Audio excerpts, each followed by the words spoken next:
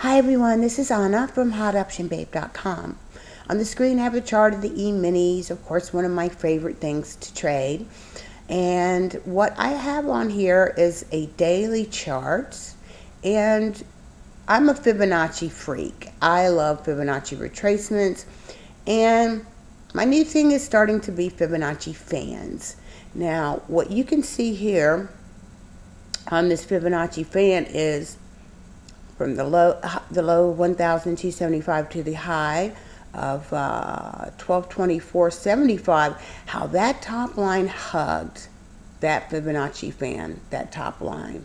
Hold on one second, I'm gonna get my pointer so I don't mess up here. Okay, this is our wave 3 that hugged all the way up to 1224. Now we're in this wave 4, and you can see here, if you look, there's a nice bear flag, which means that my next level I'm actually looking at here on the daily is around 1165, and it's so perfectly matched up. 1164, 67, or 65 thing, you know. So if it moves over, that just works out beautifully. The next level will be about 1150, I believe, on this. 1150 right there, and then we could actually even see, I believe it was 1129 or area here.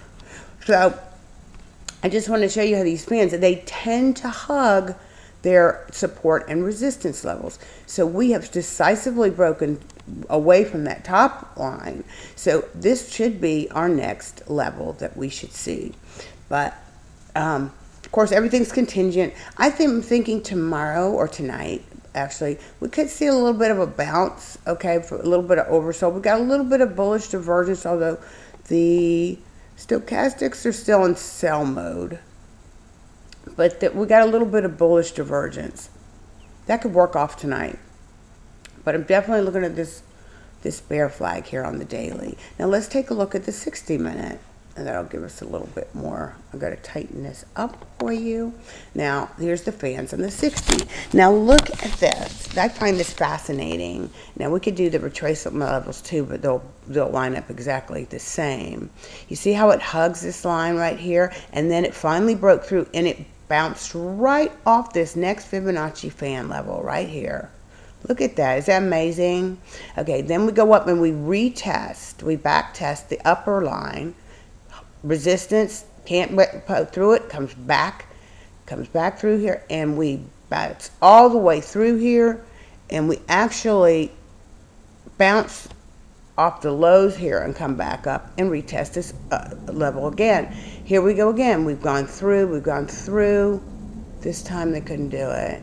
Then we got a double bottom situation here. Now they're back testing the next line up.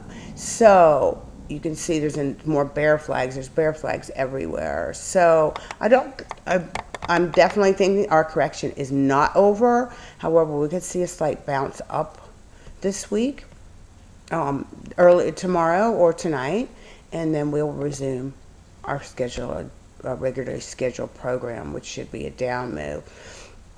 And I'm looking for, ultimately, I think we'll probably see that 1165 and then maybe bounce up to retest some upper levels around here, more or less around the 1190 area. But I tend not to go. We've got bearish divergence here on the 30. I tend not to go too far out because things can happen, and you're not going to be able to. You're not going to be able to always, guess what's going to happen. I mean, there's different scenarios. I personally think this year was, or since 09, March of 09, was a corrective wave of a longer-term bear cycle. And I think we're in a longer-term bear cycle till around 2012. But there's other people that think that we're in a bull cycle, and that was a bearish corrective wave. So you always have two sides to the trade, and that's what makes it interesting. So as of right now, that's what I see for coming up. I'm going to lean towards maybe a slight bounce Sunday, Monday, and not much of one. And then we resume our downtrend to 1165.